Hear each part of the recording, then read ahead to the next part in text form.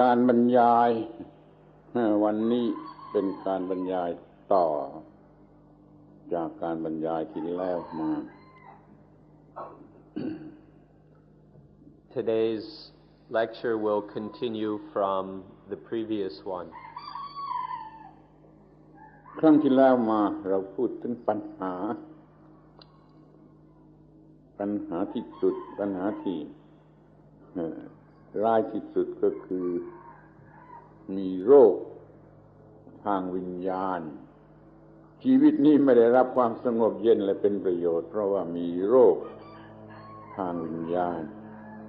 วันนี้เราก็จะพูดกันถึงเรื่องการบำบัดโรคทางวิญญาณนั่นเอง Yesterday we talked about the problem, and the most harmful, dangerous problem is spiritual disease. Life is not peaceful and truly happy because of this spiritual disease. And so today we'll talk about the therapy for this spiritual illness.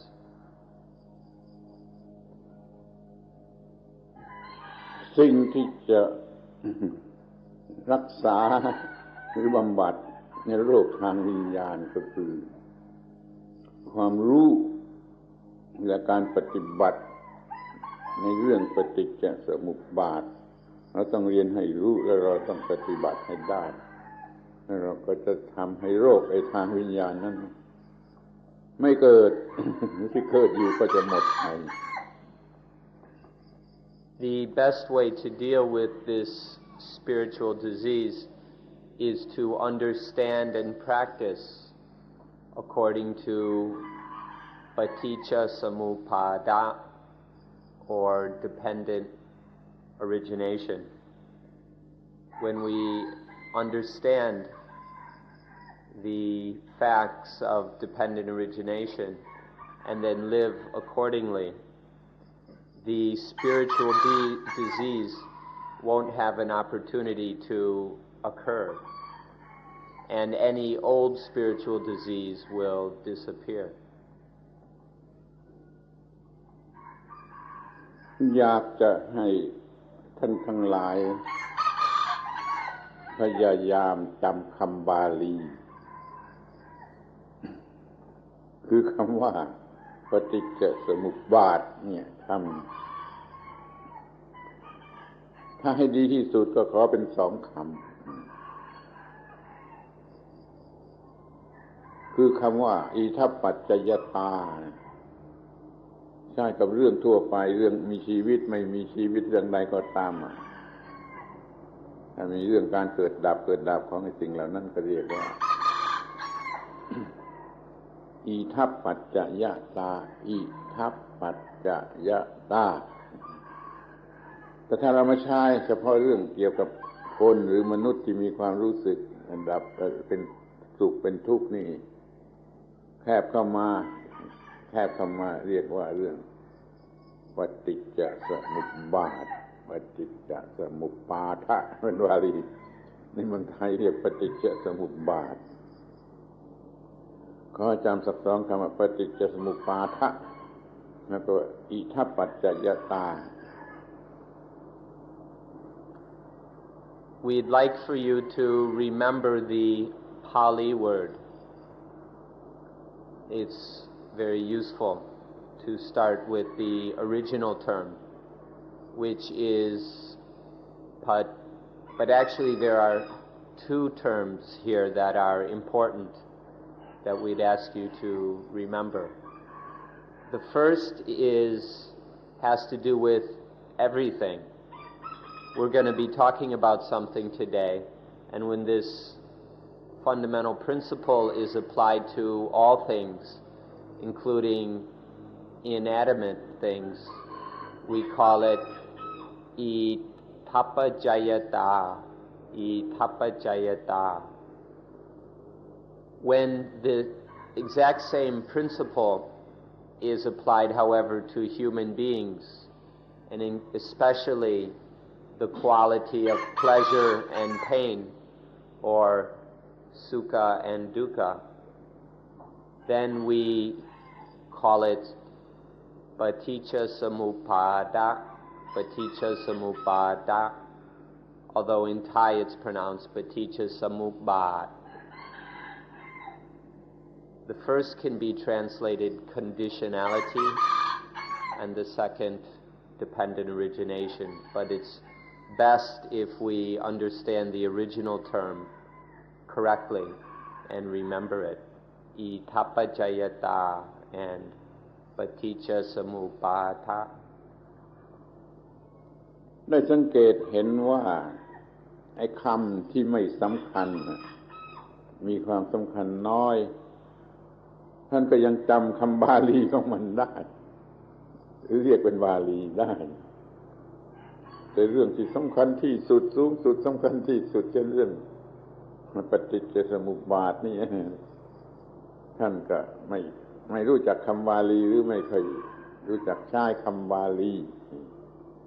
จึงคอยรู้จักใช้คำบาลีกับเรื่องที่สูงสุดหรือเป็นหัวใจของพุทธศาสนาซึ่งเป็นเรื่องที่จะดับทุกข์ทั้งปวงของมนุษย์ขอช่วยพยายามจำคำบาลีปฏิจจสมุปบาทกับอิทัปปัจจยตา I'll bet there are a few Pali terms which you can already remember, but these are probably rather unimportant ones. However, the most important Pali terms, the most powerful and profound, especially this paticca samuppada, you probably can't remember. People tend to remember the easy words, the ones that really aren't very important. But the ones that can really free us from dukkha, like paticca samuppada, hardly anybody cares to remember. So we ask you to make a particular effort to remember this term.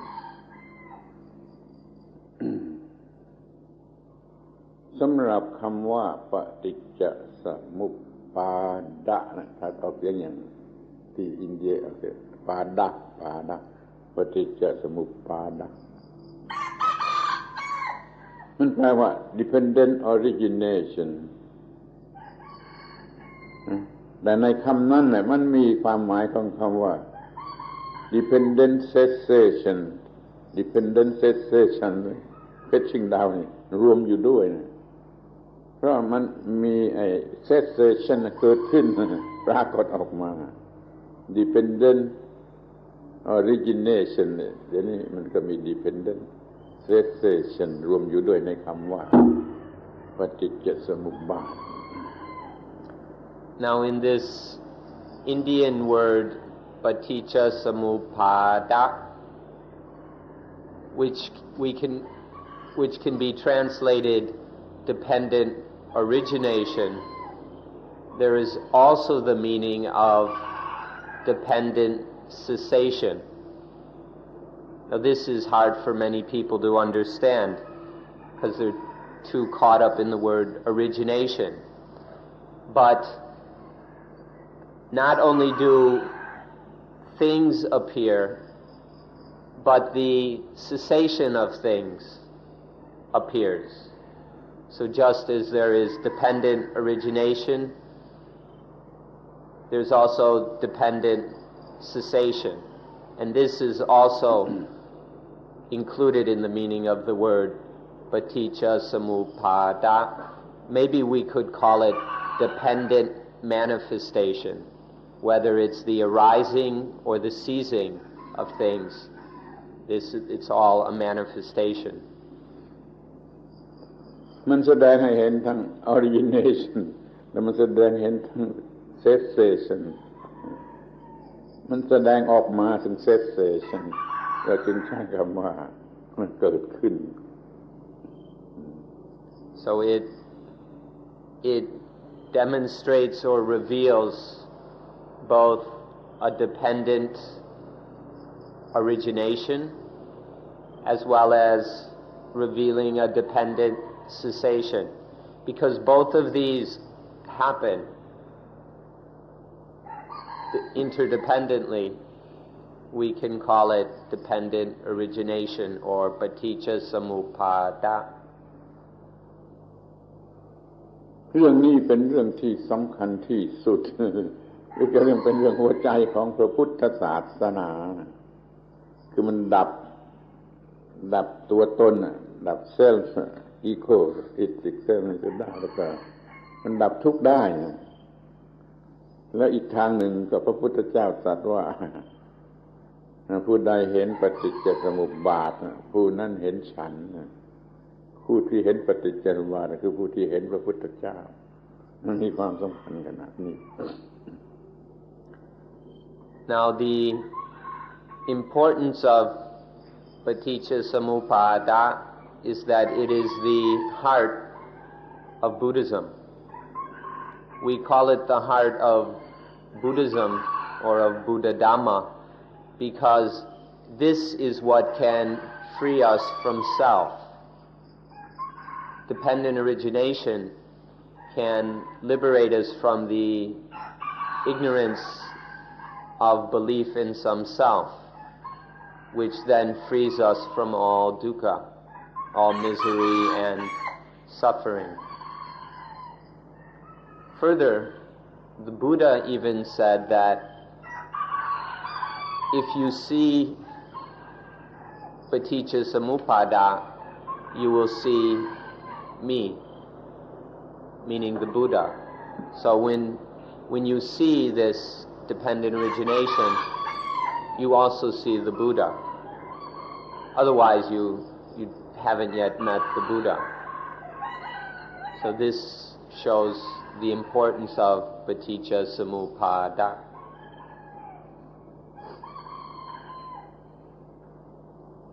ขอพูดว่า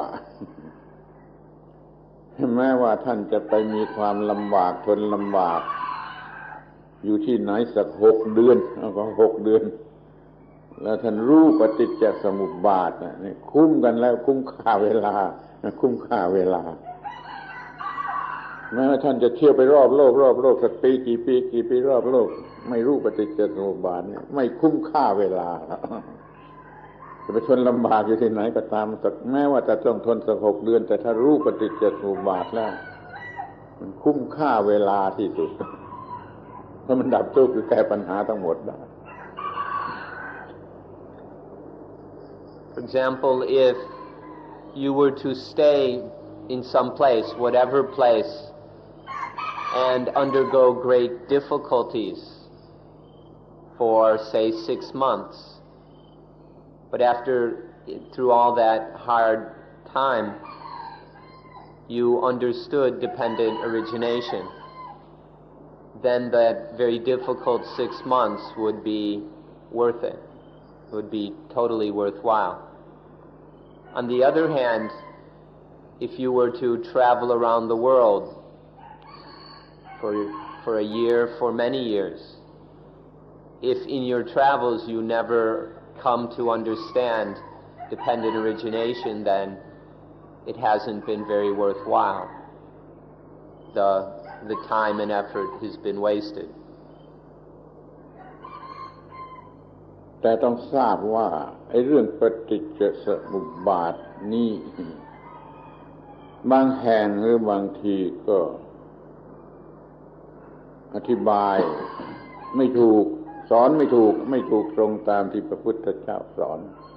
เป็นคำอธิบายใหม่ๆมันหนักไปในทางศีลธรรมแล้วก็มักจะเป็นตัวตนเสียอย่างนี้ก็มีปฏิจจสมุปบาทอย่างนี้ก็มีอย่างนี้ไม่เอาถึงรู้ก็รู้ได้เพื่อศีลธรรมต่ำๆแต่ถ้าเพื่อปรมัตถธรรมอย่างสูงก็จะต้องถูกต้องตรงตามที่พระพุทธเจ้าได้ตรัสไว้จริงนี่ก็บอกให้ทราบว่ามันมีคำอธิบายปฏิจจสมุปบาทบางทีที่ไม่อาศัยไม่ได้ก็มีเหมือนกัน Though we should point out a bit of difficulty in this matter, there are many places that explain dependent origination differently than the Buddha originally intended. There have been new interpretations of Paticca Samuppada, which tend now to be the most commonly taught, which put a heavy stress on the moral Dhamma, on ethical Dhamma, which ends up, in fact, supporting the idea of self. However, if we want to approach dependent origination on the original terms of the Buddha, then we need to approach it as absolute Dhamma rather than mere morality, in which there's the wiping away of the illusion of self. So we need to become aware of the difference between the later, more new moral interpretations of dependent origination, and the Buddha's original intention was not merely moral, but to liberate us totally from dukkha. ที่นี่ก็มาถึงเรื่องที่หน้าหัวหน้าขันหน้าหัวเป็นเรื่องอุปมาแต่ว่ามีประโยชน์คือว่ามีเทวดาองค์หนึ่งเขาจะไปเที่ยวหาที่สุดแห่งโลก the end of the world end ที่สุดแห่งโลกเขามีความไปเร็วคือเหาะเร็วไปเร็วเหมือนกับลูกศรมันความเร็วของลูกศร เขาก็เที่ยวไปมาหลายปีแล้วเที่ยวหาที่สุดจบสิ้นสุดแห่งโลกนี่เขาก็มาถามพระพุทธเจ้าว่าได้เที่ยวไปโดยความเร็วอย่างนี้หลายปีแล้วไม่พบที่สุดของโลกว่าอย่างไร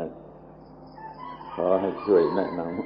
ำที่พระพุทธเจ้าก็ตรัสเหมือนถ้าเราพูดอย่างคนธรรมดาก็ไอ้บ้ามึงเที่ยวหารอบโลกเพราะว่ามันมีอยู่ในตัวเรามันไม่อยู่ในตัวเราในตัวที่คนที่ยังเป็นคนที่มีชีวิตยังเป็นที่สุดแห่งโลกที่จบสุดแห่งโลกสิ้นสุดแห่งปัญหาสิ้นสุดแห่งความทุกข์มันมีอยู่ในตัวเราแกไม่ต้องไปวิ่งหารอบโลกนี่ก็ควรจะจำไว้ด้วยคุณจะต้องศึกษาปฏิบัติปฏิจจสมุปบาทในตัวเองในตัวเราไม่ใช่ที่ไหน There's a story which is rather amusing and well worth remembering. However, it's in symbolic language, so make sure you listen carefully.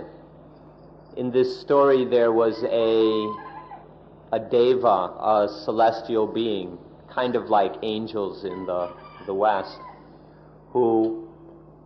was looking for the end of the world, was looking for the world's end. And this deva could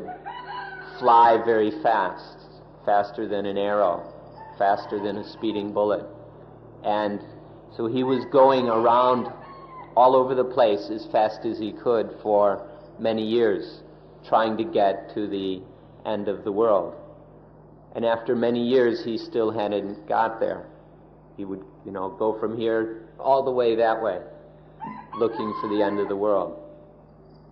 And so one day he came to the Buddha and he said, for all these years I've been speeding around as fast as I could with these wonderful magic powers, and I still haven't gotten to the end of the world. And the Buddha's reply was just like this was some ordinary kind of guy. He said, "You crazy fool. You'll never find the end of the world that way, because it's in here. It's within us. You can find the end of the world within yourself, the end of the world, the end of all the problems of worldly existence, the end of dukkha, the spiritual disease, is found within oneself, in the living being. That's the place where one finds the end of the world. And so, if we go running around looking for dependent origination out there someplace, we never find it. The place to discover dependent origination is within oneself. This is a story that's well worth remembering. ฉันใช้คำว่าในร่างกายของคนเป็นไม่ตายนะคนเป็นที่ยาววาเดียววันฟ้าทำที่ยาววาเดียวนี่มีนั่นมีโลก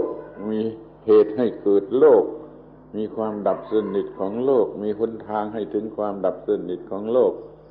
คือที่สิ้นสุดของโลกมันอยู่ในร่างกายมันถึงยาวประมาณวาเดียว We can use the word this living fathom long body. This body is about 6 feet, more or less, about a fathom long. And the stress is that it's alive in this living body, the body in which there is consciousness. The Buddha stressed that this is where the world can be found. The origin of the world is found in here. The cessation, the total end of the world is found in this living fathom-long body. And the way to get to the final end of the world, all of these are found in this living fathom-long body. ที่ว่า living being ก็คือว่ามันมีสัญญาและใจถ้าพูดตามบาลีมีสองอย่างคือสัญญาและใจมี perception แล้วก็มี the mind อันนี้สำคัญมันอยู่ตรงที่ perception ของ mind หรือตัว mind ซึ่งมี perception ที่ในร่างกายคนเป็นที่ไม่ตายที่ยาวาอย่างนี้มันมีอันนั้นมันต้องศึกษาที่อันนั้นแหละที่มันมีใจและมี perception เรียกว่าสัญญานี่รวมอยู่ด้วยกัน These words, this living body or living being, in the original Pali it specifies this body in which there is sanya or perception and there is mind or heart. So the living being is where there is the perception, the experience of mind, and then the mind itself, that which perceives, which experiences.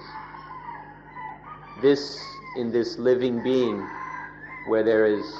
perception and mind, in this perceiving, experiencing, and in this mind, this is where we find the world, the origin of the world, the total end of the world, in the way to find the end of the world. ในคนที่ตายแล้วมันไม่มีสองอย่างนั้นดังนั้นเราไม่อาจจะศึกษาเรื่องปฏิจจสมุปบาทที่ซากศพหรือที่อะไรที่มันไม่มีสัญญาและใจ In a dead body or a corpse, there is no longer any perception and mind. So it's not possible to find these things in the dead body or in things which aren't alive. พวกเราทุกคนที่นี่ยังไม่ตายแล้วก็มี perception และมี the mind นั้นเราก็ศึกษาเรื่องปฏิจจสมุปบาทในตัวเราเองในตัวเราเอง Now all of us sitting here are still alive. There is still perception and there is the mind. And so all of us are able and ought to study and investigate dependent origination right here in these living bodies and minds. ทีนี้เราก็ลงมือศึกษาปฏิจจสมุปบาทในตัวเราเอง So now let's start to study paticca samuppada within ourselves right now. ABC ของมันก็คือตาหูจมูกลิ้นกายใจก็รูปเสียงกลิ่นรสโผฏฐัพพะธรรมารมณ์6นี้อยู่ข้างใน6นั้นอยู่ข้างนอกเราจะต้องศึกษาไอ้เรื่อง2เรื่องนี้คืออายตนะภายในและอายตนะภายนอกนี่เป็นจุดตั้งต้นเหมือนกับ ABC The ABCs of dependent origination are the eyes, ears, nose, tongue, body, and mind, and the forms, sounds, odors, tastes, touches, and mental objects. The inner senses or sensibles, in Pali they're called ayatana, and the outer things that are sensed, experienced, the outer ayatana, when they come together. For example, the eye interacts with a form or the ear interacts with sound. That's the starting point, or you can say the ABCs of our study of dependent origination. ที่นี่ท่านก็นึกถึงคำว่า dependent หมายความมันต้องมี depending ของอายตนะภายในกับอายตนะภายนอกถ้าไม่ depend ซึ่งกันและกันแล้วไม่มีปฏิจจสมุปบาทอายตนะยังไม่ depend ยังไม่มีปฏิจจสมุปบาทเพราะมัน depend แล้วมันก็มี reaction ให้เกิดขึ้นมา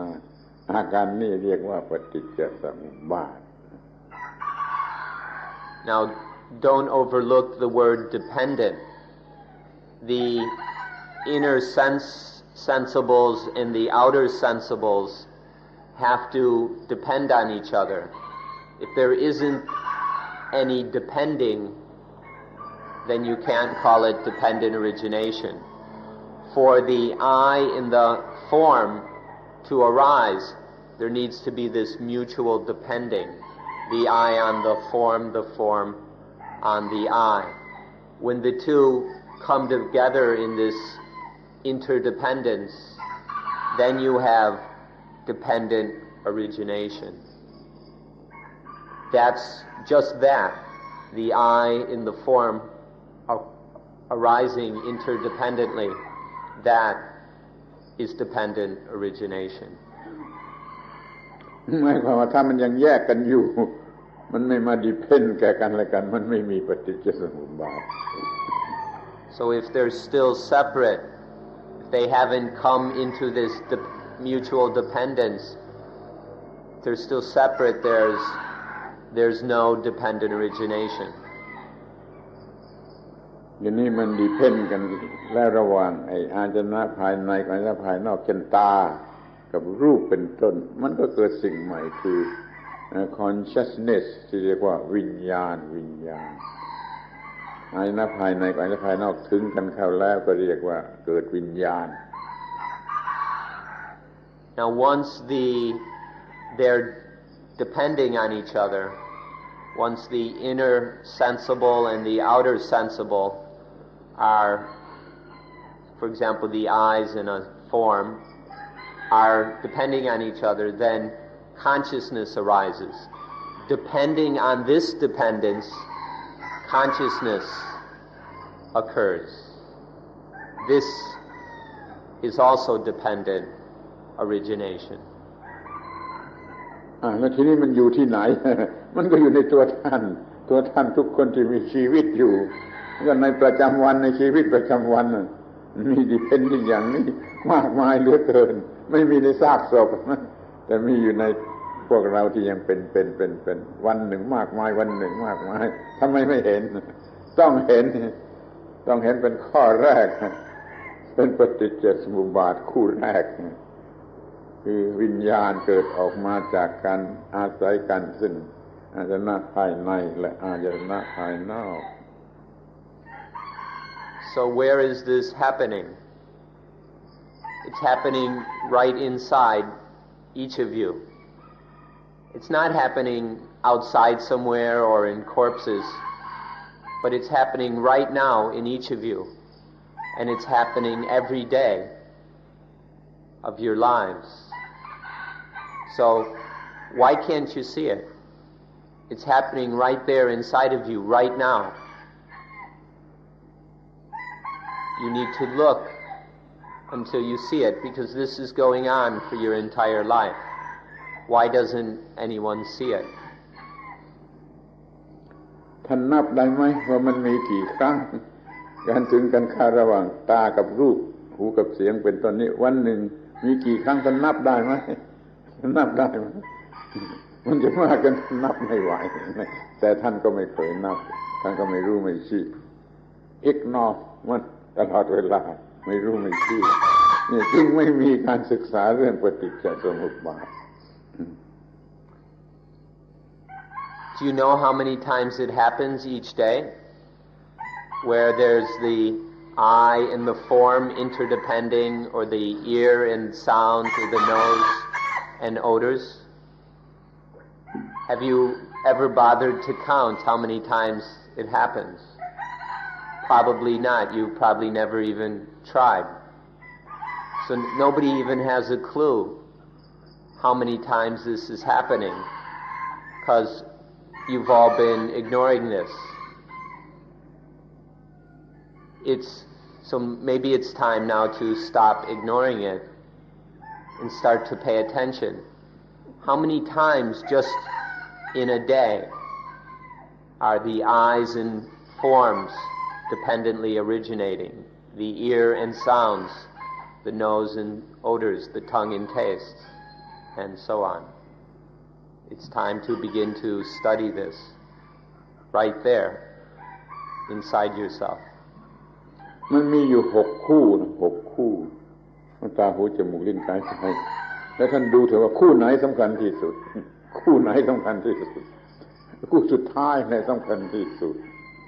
ต้องสนใจที่สุดคือใจกับความคิดจิตกับความคิด the mind and the dot ของกลางหมายนะ Now there are 6 pairs, the eye and forms, and so on, 6 pairs. Which of the 6 pairs is most important? Of the 6, it's the last pair that is most important. That's why it's last. The mind and thoughts. This is, of all the pairs, the one to see the dependent origination of. Its most important is the mind and thoughts, the thoughts of the mind. 5 คู่แรกพอมันทำหน้าที่เสร็จแล้วมันก็ส่งผลไปยังคู่สุดท้ายคือใจ conclusion ทั้งหมดถูกส่งไปที่คู่สุดท้ายคือใจ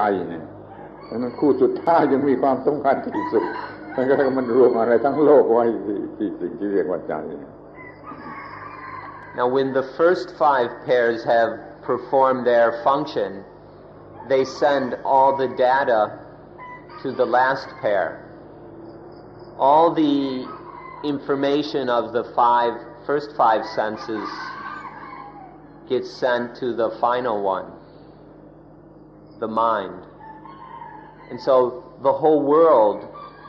is collected right here in the mind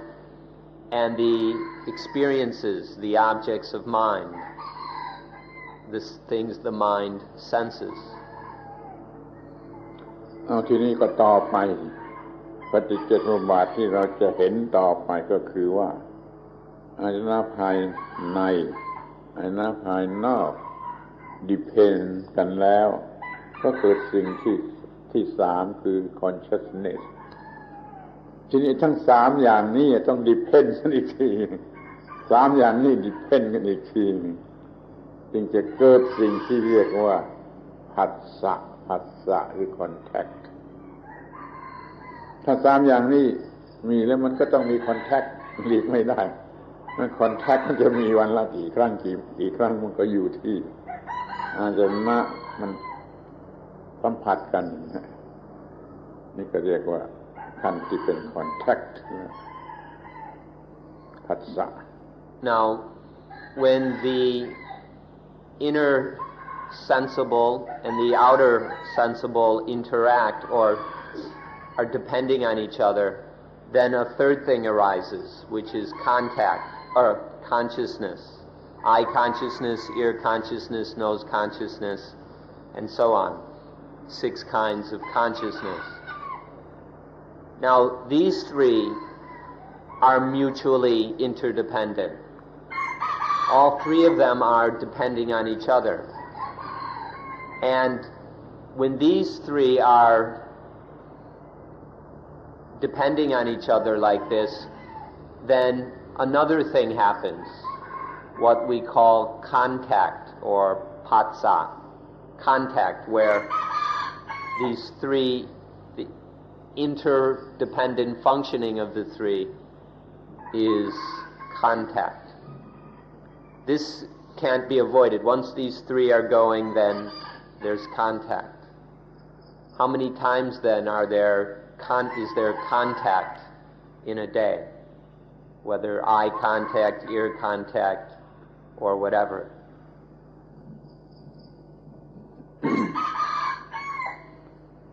เขามักจะพูดกันผิดแม้ในเมืองไทยเนี่ยว่า contact มีของสองอย่างคือตากับรูปเป็นต้นที่พูดว่า contact มี factor 2มีองค์ประกอบ2อย่างนี้ไม่ถูกให้จำว่า contact ต้องมี3เสมอจึงจะรู้จักปฏิจจสมุปบาทตัวร้ายกาจตัวที่ร้ายกาจตัวนี้ที่เรียกว่าผัสสะนี่ Even in Thailand, most people explain contact incorrectly. Over and over again you hear people saying that contact is the eye in the form,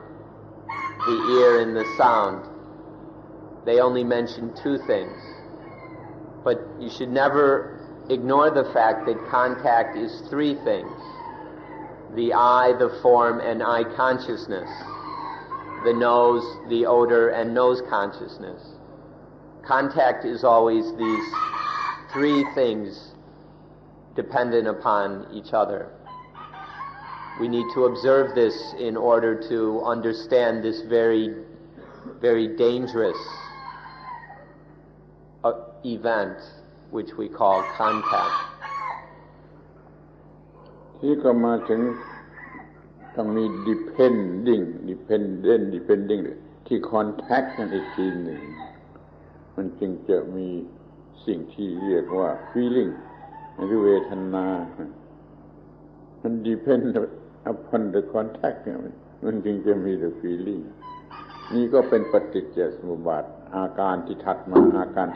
า depending upon the contact แล้วก็ไอ้ feeling ก็ออกมา Now further there's more depending. This process keeps unfolding. Now depending on contact there occurs feeling. So there's this depending on contact occurs what we call feeling or vedana. ที่มันก็ depend นี่ที่เวทนาต่อเวทนามันจึงจะเกิดความหมายหรือคุณค่าแห่ง positive และ negative ถ้าไม่งั้น positive negative เนี่ยไม่ปรากฏ เพราะมันอาศัยอยู่กับเวทนาเพราะมันเนื่องมาจากเวทนาค่าหรือความหมายหรืออิทธิพลของความเป็น positive และ negative มันก็ออกมาปรากฏแก่จิตใจ Now, further, depending on feeling, it can be pleasant feelings, unpleasant, or whatever, but depending on feelings, then there occurs the value or meaning of positive and negative. When there are these feelings, then there occurs value is given to this meaning. This positive and negative evaluation always depends on feeling. Without any feeling, there would be no opportunity for this positive and negative meaning to happen in the mind. ถ้าว่ามันไม่มีความรู้สึกเป็น positive เป็น negative เรื่องมันจบนะเดี๋ยวนี้มันมีความหมายของ positive เป็น negative เนี่ยคือเวทนามันมีความรู้สึกให้เป็นพอใจหรือไม่พอใจ pleasant หรือ unpleasant นี่คือ positive เป็น negative อาศัยpositive เป็น negative ของเวทนาที่มันจะเกิดตัณหา craving desire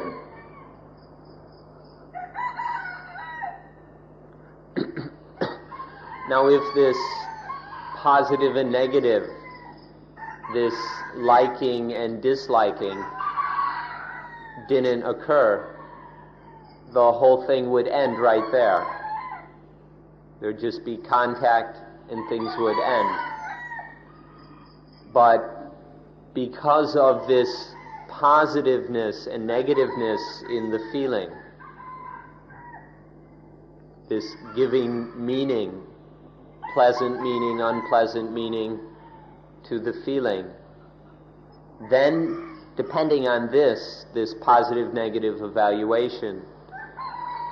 then there arises the next thing, which is tanha. Tanha is an important word. It means craving or desire. And so this desire arises depending on the positive and negative feelings. ข้อนี้หมายความว่าไม่มีวิชาไม่มีความรู้ที่ถูกต้องมาตลอดเวลาเวทนาจึงให้เกิดตัณหา craving or desire แต่ถ้ามันมีความรู้ที่ถูกต้องมีวิชามีความรู้ถูกต้องมาตลอดเวลามันไม่เกิดตัณหาคือไม่เกิด craving or desire แต่มันไปเกิดไอ้ความต้องการที่สะอาดถ้าคำอย่างนี้ก็ความต้องการที่สะอาดมัน aspire มัน aspiration ความต้องการที่ไม่โง่เราจะเรียกว่า aspiration ถ้าว่าเรื่องมันมาโดยวิชาอย่างนี้เรื่องมันมาโดยอวิชชามันจึงเกิดความต้องการที่โง่แล้วก็เรียกว่า craving หรือ desire. Now, if all of this has been happening without wisdom, without true natural understanding, then this tanha, this desire occurs. Because when we use the word tanha or desire, it always means that an ignorant reaction of the mind. The mind is functioning in a stupid way. This is always implied in the term desire or tanha. So if there's this fundamental ignorance involved in the whole process, then feeling leads to desire. However, if from the start there was a correct natural understanding of all this, then desire wouldn't happen. When there's the contact and the feeling, and then there would just be what you could call clean desire or a clean wanting. Tanha or desire is always kind of dirty. It's tainted with selfishness. But when there's true wisdom, then you can call it a clean want. Just wanting to do what's right, what's truly naturally right. And this we prefer to call aspiration. So there's an important difference here whether this is happening in a stupid way or whether it's happening in a truly intelligent or clean way. ถ้ามันเป็นเรื่องของ craving desire มันเสียหายมันเสียผิดมันเสียหายมันเลวร้ายแต่ถ้ามันเป็นเรื่องของ aspiration นี่มันจะเป็นไปในทางดีหรือทางถูกต้องคือดับทุกข์ If it's a matter of desire, craving, then there's going to be trouble. Problems are going to happen, there will be dukkha. But if it's a matter of aspiration, then there won't be any trouble, nothing will go wrong, and the mind is safe from dukkha. ตอนนี้อยากจะขอถาม วิทยาศาสตร์นะบัญญัติแต่เพียงไอ้ positive และ negative สองอย่างเท่านั้นมีบัญญัติอย่างที่สามคือ non positive และ non negative นี่มีหรือไม่นี่อาตมาไม่ทราบแต่ในทางธรรมะในทางไงพุทธศาสนานี่มันมีคือมันเป็นสุขคือเป็น positive มันเป็นทุกข์คือเป็น negative แล้วมันไม่ positive ไม่สุขไม่ทุกข์ก็เรียกว่าทุกขมสุขมีอีกอย่างคือเป็นสามอย่างในความหมายของเวทนาเป็นสามอย่างสุขทุกข์แล้วก็ไม่กล่าวได้ว่าสุขหรือทุกข์ไม่อาจจะ classify ว่าสุขหรือทุกข์มันมีอีกอย่าง Now, as far as we know, modern science talks only about positive and negative. We're not sure about this, but that's all we've heard. But in Buddhism, there's positive or sukha, which is kind of well-being, pleasure, pleasantness. And then there's negative or dukkha, non-well-being or painfulness. But then there's a third, which is adukkama sukha. Neither painful nor pleasant, neither non-well-being nor well-being. A third one where you can't say whether it's pleasant or unpleasant. So there are these three. We don't know if modern science has an equivalent to this third one. ถ้าเวทนาเป็น positive มันก็เกิดตัณหาคือความอยากในทางที่จะเอาที่จะได้ที่จะมีที่จะยึดครองนี่เรียกว่า positive ถ้ามันเป็น negative มันก็มีตัณหาทางไม่เอาไม่ต้องการอยากจะฆ่าอยากจะทำลายก็เป็นตัณหาเหมือนกันนี่ถ้ามันไม่ positive หรือไม่ negative มันเกิดไอ้ความสงสัยความต้องการมันเป็นไปในทางความสงสัยคืออยากจะรู้ว่ามันจะมีประโยชน์หรือไม่มีประโยชน์แล้วมันก็เกิดความสงสัยติดตามพยายามติดตามมันก็มีความทุกข์เหมือนกันนั่นเรียกว่าทุกขมสุขมันก็ให้เกิดตัณหาชนิดที่ไม่รู้ว่าจะทำอย่างไรแล้วก็มีความสงสัยอย่างแรงแล้วก็เป็นความทุกข์เหมือนกัน เวทนาทั้งสามชนิดก็ให้เกิดตัณหาได้ด้วยกันทั้งนั้น So there are these three kinds of feeling or vedana. Positive feeling leads to positive desire, wanting to have, wanting to get. And then negative feeling leads to negative desire. You, instead of wanting to pull it in, you want to push it away, or you want to kill it, obliterate it. And then the feeling which is neither positive nor negative leads to kind of confusion, which is a kind of desire. There's towards this neither pleasant nor unpleasant feeling. The mind wants something, but it doesn't know what it wants. There's desire, but there's uncertainty about exactly what it wants. The mind gets confused. So each kind of feeling leads to a particular kind of desire. The kind of wanting to have, to get, wanting to push away, to get rid of, and then kind of wanting but not knowing what one wants. You know, wondering, what's in this for me?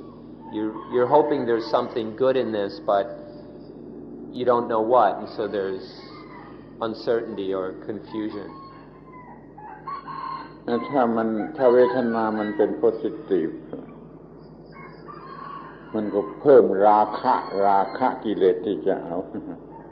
ถ้าเวทนามันเป็น negative มันก็เพิ่มโทสะที่จะไม่เอาที่จะทำลายแต่ถ้าว่ามันไม่ positive ไม่ negative คืออทุกขมสุขเนี่ยมันเพิ่มโมหะโง่ขึ้นไปสงสัยมากขึ้นไป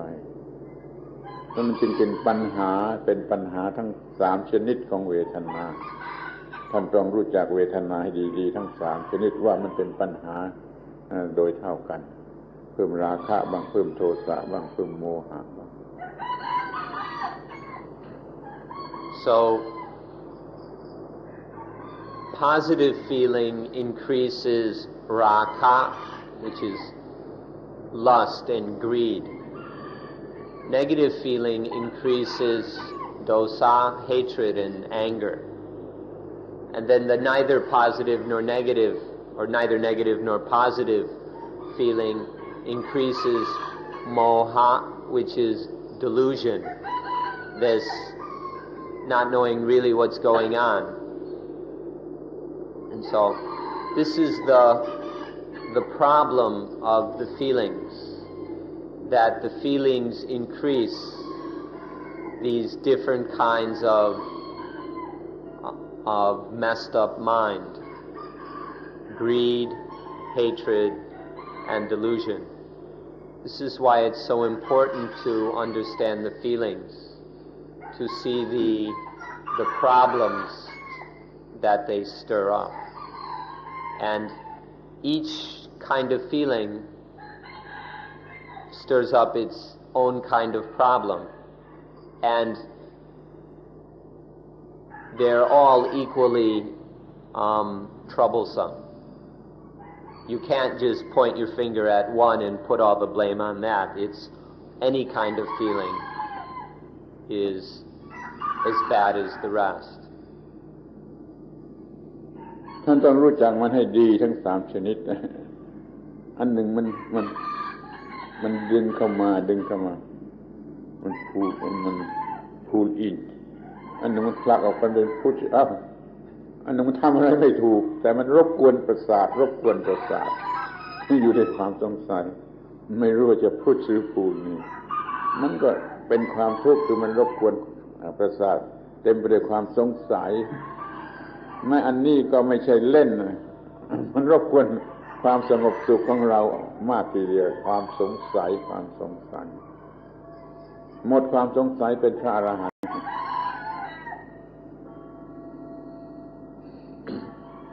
So with the positive feeling there's a pulling in, and with the negative feeling there's a pushing away. And with the neither negative nor positive feeling, the mind doesn't know whether it should pull or whether it should push. And there's this uncertainty, this indecision, this confusion.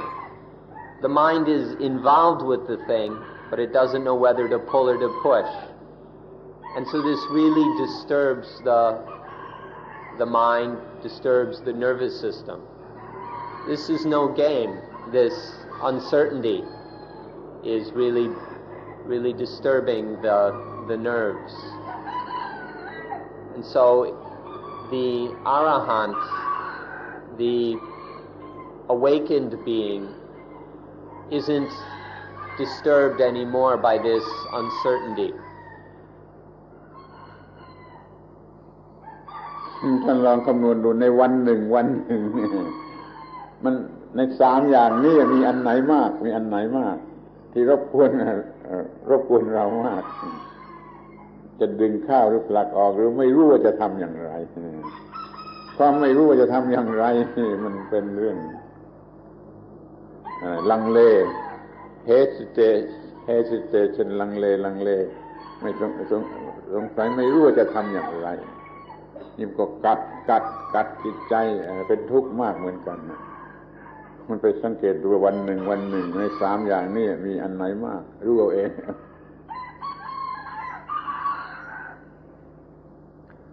So each of these 3 kinds bites in its own particular way. You should look which of the 3 bites you the most. Is it the pulling in, or the pushing away, or the uncertainty, not knowing what to do? Which bites the mind the most?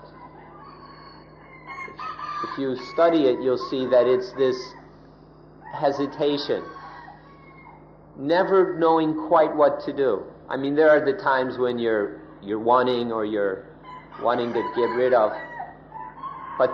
so much of our life there's this hesitation in everything we do. This not quite knowing what to do, always doubting whether this is the right thing to do. This uncertainty, this constant hesitancy in everything we do, or in much of what we do. This really disturbs the mind. When there's this hesitation, how can we be peaceful and clear? มันรบกวนวันนี้ไม่รู้จะทำอะไรวันนี้ไม่รู้ว่าจะทำอะไรเดือนนี้ไม่รู้ว่าจะทำอะไรปีนี้ไม่รู้ว่าจะทำอะไรทั้งชีวิตนี้ไม่รู้ว่าจะทำอะไรอย่างนี้ก็เรียกว่ามีปัญหาไม่มีความทุกข์เพราะที่มันไม่รู้ว่าบวกหรือลบมันเต็มไปด้วยความสงสัยเป็นปัญหาตัวใหญ่เป็นปัญหาตัวใหญ่ที่กัดชีวิตนี้มากเหมือนกัน This hesitancy and uncertainty really disturbs us. Like today, one doesn't know what to do. How often has that happened to you? Today, you don't know what to do. Or for a month, there's this doubt, uncertainty. We don't know what to do for a month. Or with the year. Or even our whole life. One really doesn't know what to do with one's life. Because there's no positive to jump on or negative to try and blast away. There's this not really knowing what to do. This hesitancy, uncertainty, and doubt. This disturbs our mind tremendously. เรามีงานทำดีอยู่แล้วทำดีอยู่แล้วทุกวันวันหนึ่งมันเกิดสงสัยขึ้นมานี่ถ้าจะใช้ไม่ได้นี่ถ้าจะผิดกันแล้วเราจะต้องเลิกงานนั้นเราจะทิ้งงานนั้นไปหาอันใหม่อีกมันก็เป็นอย่างนี้อีกนั่นไอ้ความสงสัยนี่ เป็นอันตรายจะต้องกำจัดออกไปจะต้องกำจัดออกไปมันอยู่ในกระแสแห่งปฏิจจสมุปบาทที่เป็นความทุกข์อย่างยิ่ง So we've got some work to do, and then we start to have doubts. Oh, maybe this isn't right. Maybe this isn't what I should be doing. And then so we want to throw that work away and go off and find something else to do. And then before long, more doubts about the new thing, the new work. Oh, is this really right for me? Is this what I'm meant to do? Is this of really any value? And we go on from one thing to the next with these doubts. Is this right? Is this of any real use? Our minds constantly bothered by this uncertainty and hesitancy, never really knowing what to do. ที่นี่ ปฏิจจสมุปบาทมาถึงตอนที่สำคัญที่สุดคือมีตัณหา มี craving or desire เสร็จแล้วมันจะเกิดความรู้สึกโง่ที่สุดขึ้นมาว่ามีฉันผู้อยากที่แรกมีแต่ความอยาก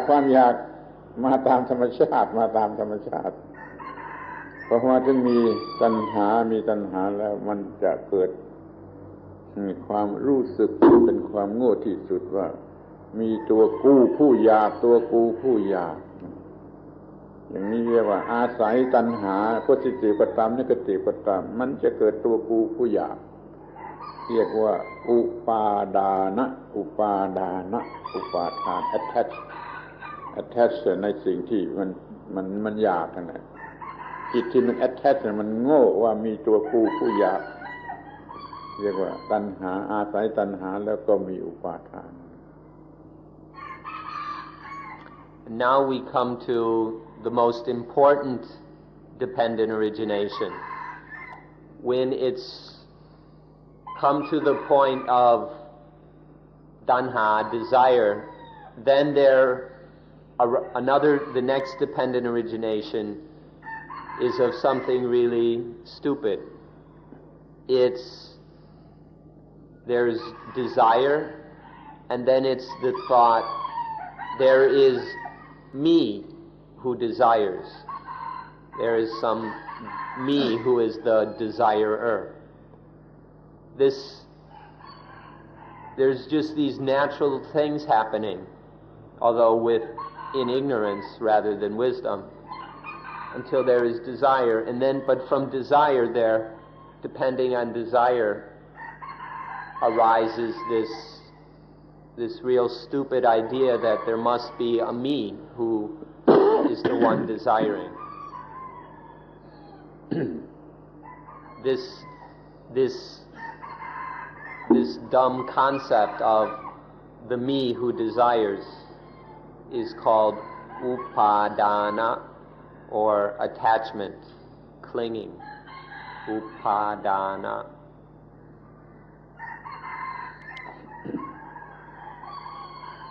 ท่านก็ควรจะเห็นแล้วว่า ให้ความรู้สึกอยากตัณหากับความรู้สึกมีตัวกูผู้อยากมันคนละอันไอ้ตัวกูผู้อยากเนี่ยเป็นผีหลอกเป็นมายาเป็น delusive เป็น illusive ไม่ใช่ตัวจริง แต่ว่าตัวความอยากมันเป็นสิ่งที่มีอยู่จริงนี่ขอให้แยกกันให้เด็ดขาดว่าความอยากกับตัวกูผู้อยากนั้นมันคนละอันความโง่ยังมีอยู่มันก็เกิดตัวกูผู้อยากออกมาจากความอยากไปตามธรรมชาติแต่ตัวกูผู้อยากนี่เป็นความโง่ไม่รู้ว่าผิดธรรมชาติก็ได้ Now you should be able to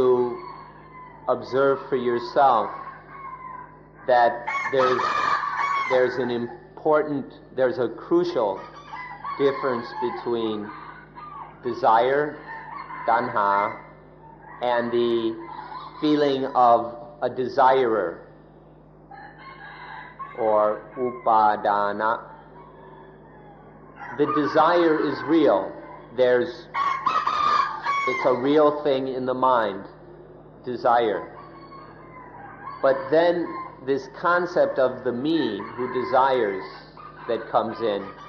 this is total delusion. It's an illusion. There's no such thing. So you need to see the difference between the desire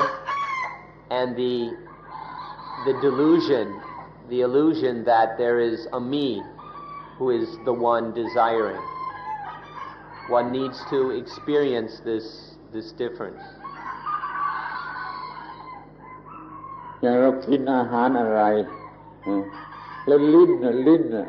ระบบประสาทที่ลิ้นมันรู้สึกอร่อยนี่ก็เป็นความจริงแต่ความโง่มันจะไม่ว่าระบบประสาทอร่อยมันว่ากูอร่อยฉันอร่อยไอ้กูหรือฉันตัวนี้คือของที่ไม่จริงของที่ไม่ได้มีอยู่จริงแล้วเมื่อมันเกิดขึ้นมาแล้วมันก็มีปัญหามากมันมีอำนาจมากเลยไอ้กูนี่เห็นตาเห็นรูปแล้วกูเห็นรูปกูได้ยินเสียงแล้วกูได้ยินเสียงกูอร่อยลิ้นอร่อยว่ากูอร่อยลิ้นไม่อร่อยว่ากูไม่อร่อยมันผิดกันมากเทว่าลิ้นไม่อร่อยกับกูไม่อร่อยมันมีปัญหาไกลกันมากกันอันหนึ่งมันมีเรื่องร้ายกาจเกิดขึ้นได้มันจะฆ่าคนก็ได้ถ้ามันมีกูขึ้นมาถ้ามันเป็นเรื่องของตาหูจมูกลิ้นกายใจไม่เป็นไรมันไม่ถึงกับฆ่าใครแต่ถ้าเป็นเรื่องของตัวกูขึ้นมาแล้วมันก็จะทำหลายอย่างทั้งทางบวกและทางลบจะรุนแรงมากนี่ขอให้รู้จักอุปาทานะอุปาดานะเกิดเซลล์หรือตัวกูนี่ดีๆ So there's the tongue and some food, and it tastes good. It's delicious. This is natural. But because of the power of ignorance, we don't see it that way. We don't just see it as the tongue experiences a delicious taste, but I taste delicious. I experience this delicious. Because of this fundamental stupidity, it's taken to be me, the deliciousness, the tongue. It's me, it's mine. This is the power of upadana, attachment, coming in. The eye sees a form, but ignorance is I see. The ear hears a sound, but ignorance makes it I hear, and so on. These natural activities of the living being are taken by ignorance to be me, I. And then we sometimes get so carried away we're willing to kill people because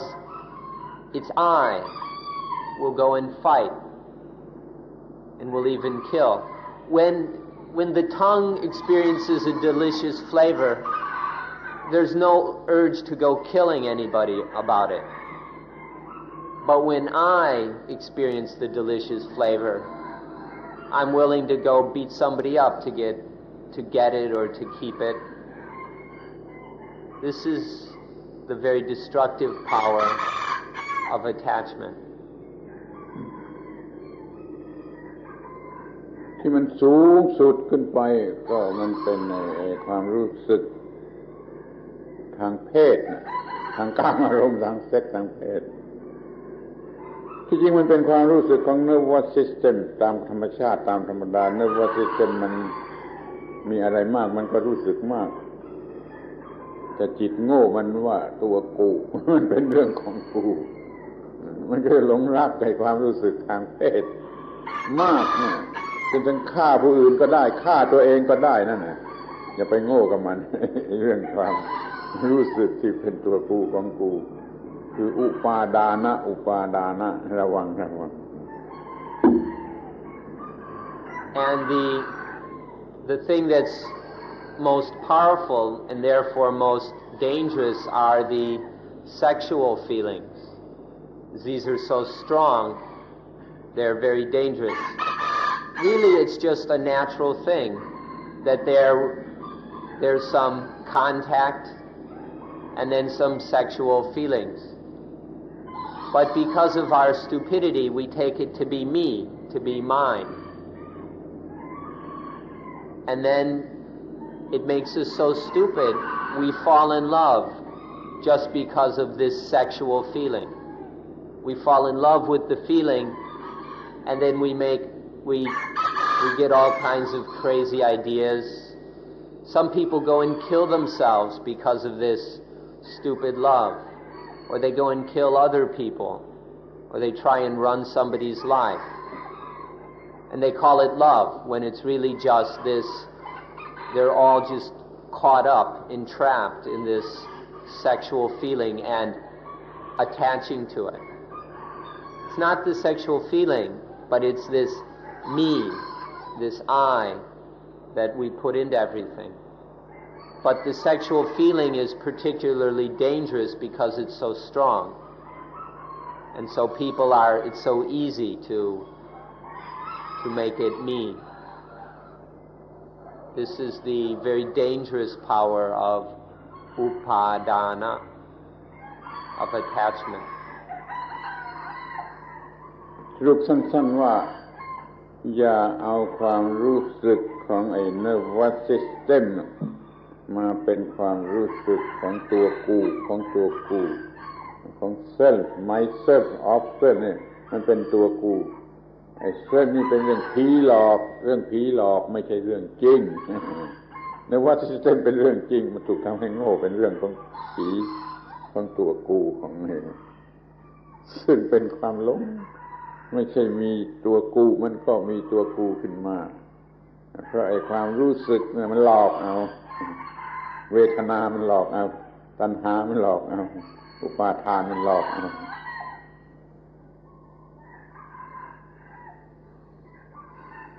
So these natural feelings of the nervous system, don't go and take them to be my feelings or me. Just notice that all these feelings are just natural activity of the nervous system and leave it at that. Don't fall into this delusion that it's mine or it belongs to myself or it is myself or it's me. This putting self into it is just a ghost, because the feeling tricks us and the desire tricks us and then the attachment tricks us. We hallucinate and see ghosts, the ghost of self, or you can call it a demon if you want. This is just because it's just an hallucination, because we're tricked by the feelings and the desires and the attachment. So start to use a little intelligence and don't get tricked anymore. Why continue to go through life hallucinating, seeing ghosts all over the place? It's better to learn to not be tricked. ในภาษาไทยพอพูดว่าเป็นเรื่องผีหลอกก็ฟังถูกแล้วไม่ต้องอธิบายในภาษาอังกฤษมันไม่ทราบผีมันมีอย่างหนึ่งผีถ้ามันไม่หลอกก็ไม่เป็นไรแต่ถ้าผีแล้วมันหลอกเสมอไปเพราะเราจึงเรียกว่าคบไม่ได้ผีแล้วต้องหลอกเสมอไป hallucination นั่นแหละคือไอ้เรื่องที่เกิดของผีหลอกแล้วอย่าให้อุปาทานมันหลอกคือไม่เกิดอุปาทานดีกว่าไป เป็นเรื่องรู้สึกตามระบบของไอ้เส้นประสาทมันรู้สึกอย่าเอามันเป็นตัวกูรู้สึกนี่ตรงนี้เป็นใจความที่สำคัญมากของเรื่องปฏิจจสมุปบาทที่จะให้เกิดความทุกข์มหาศาลไปตรงนี้ตรงที่เกิดความอยากและเกิดตัวกูผู้อยากตัณหาให้เกิดอุปาทานถ้าท่านดูตัวเองทุกคนที่นั่งอยู่นี่มีไม่เกิดวันละกี่ครั้งเกิดวันละกี่ครั้ง In Thai, there's the expression "pi log," which Thais understand immediately, but it's a little more tricky when we translate it into English. Pi is a kind of spirit, or you can say ghost, or it's just the idea that there are these kind of spirits in trees and rocks and rivers all over the place. Now, if it's just a pi, just a spirit, then there's no problem. But if the spirit tricks us, log is to trick, to deceive, then it's another matter. And so, pi log is this hallucination where the ghost is tricking us, deceiving us. So the thing is, don't let the ghost or spirit trick you. But the easiest way to do that is just don't see any more ghosts where they don't exist. Because for most of us, once we see the spirit, then it tricks us immediately. This upadana is the ghost, the spirit. And once we see it, then it tricks us right away. So the best thing is the best way to avoid the hallucinations is not to go seeing ghosts, not to be seeing spirits all over the place, since they don't exist anyway. It's just the body and the feelings and the nervous system that's real. ผีนี่มันหมายความว่าไม่ได้มีอยู่จริงไม่ได้มีอยู่จริงจึงเรียกว่าผีคือมันไม่ได้มีอยู่จริงถ้าจะให้เป็นจริงมันก็จริงของความไม่จริงจริงของความโง่จริงของความไม่จริงเนี่ยถ้าให้จริงเนี่ยผีมันไม่ได้มีอยู่จริงถ้าจะให้ผีเป็นของจริงก็เป็นความโง่เป็นความที่ไม่จริงจริงของความไม่จริงความไม่จริงมันก็มีอยู่เหมือนกันนะเป็นความจริงของความไม่จริงระวังข้อนี้ให้มากในขณะแห่งอุปาทานน่ะมันไปเอาเรื่องที่ไม่จริงมาเป็นความจริงมันก็จริงด้วยความโง่มันก็ทำอะไรด้วยความโง่ความทุกข์มหาศาลก็เกิดขึ้นนั่นแหละอย่าทำเล่นกับไอ้ผี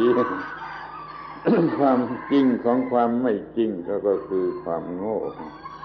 ตอนที่เราโง่ที่สุดในกระแสแห่งปฏิจจสมุปบาทก็คือตอนที่มีอุปาทา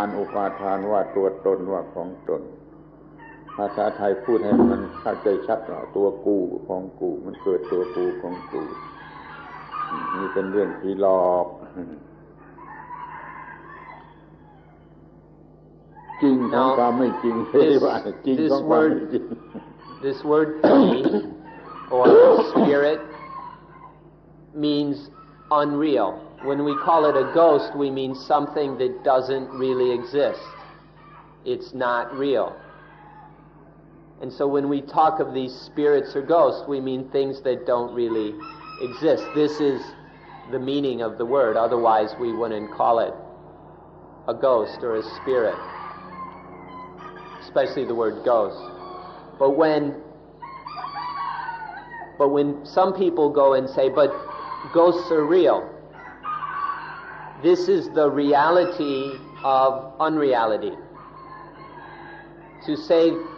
when we think the ghosts are real, this is the reality of illusion. It's basically stupidity. We see something that doesn't really exist. This is the seeing of illusion, of unreality. So these ghosts that you all believe in, call them spirits or poltergeists or me, these ghosts are the product, are the reality of unreality, or the truth of falseness, which just means stupidity. It's our own foolishness.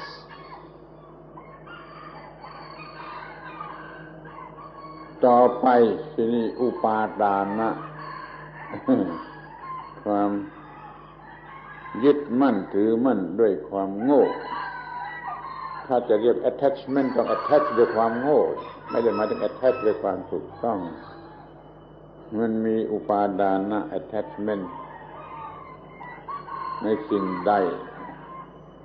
มันก็จะเกิดตัวกูสำหรับสิ่งนั้นซึ่งแท้จริงมันไม่ได้มีเพราะมันโง่มันก็เกิดขึ้นมามันก็เปรียบเสมือนหนึ่ง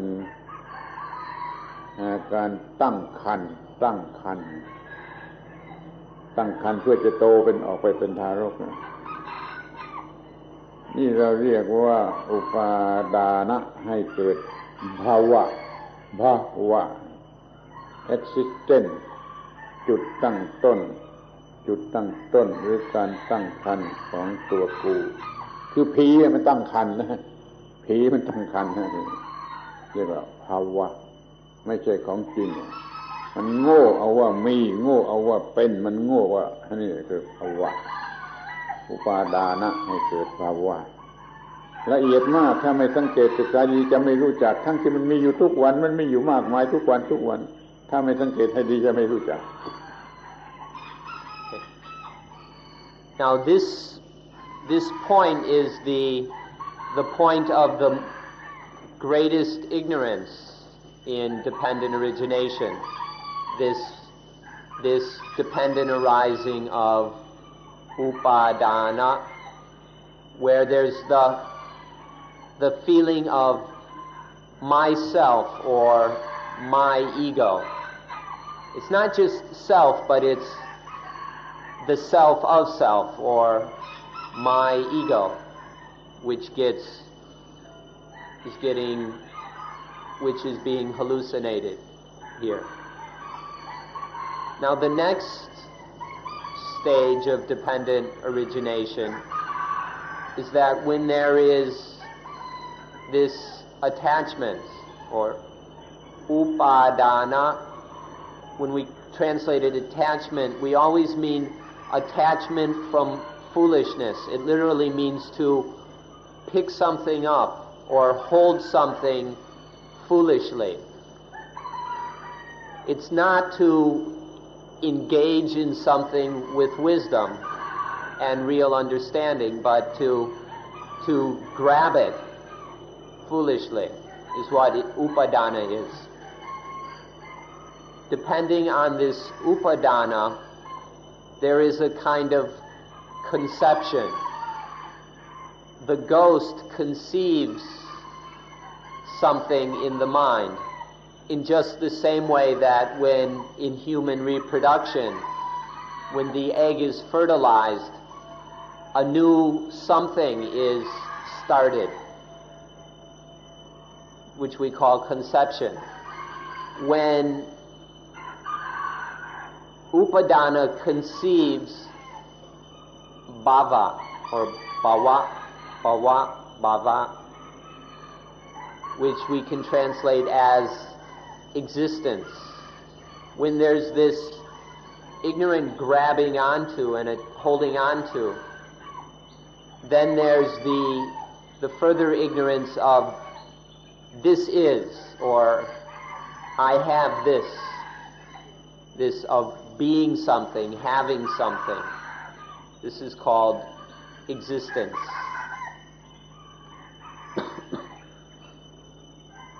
กิริย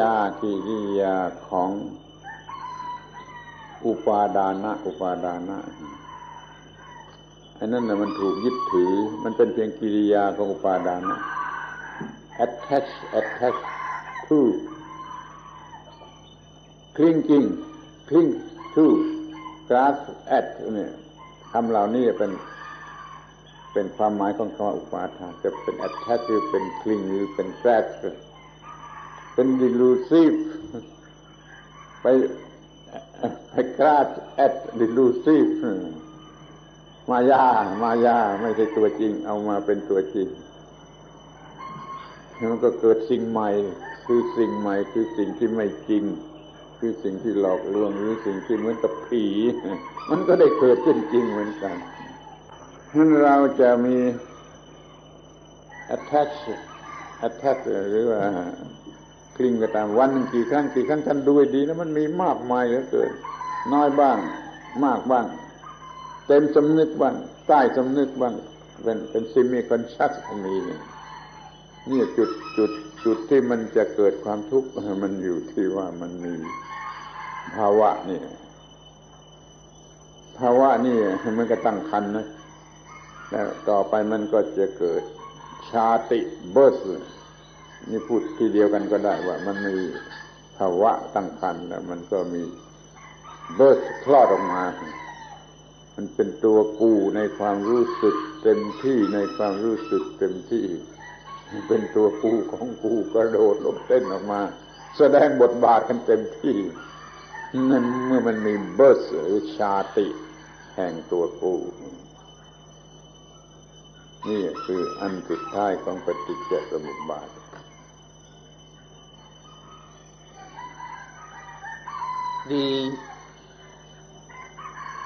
The attachment is the activity, or upadana has the activity of attaching to,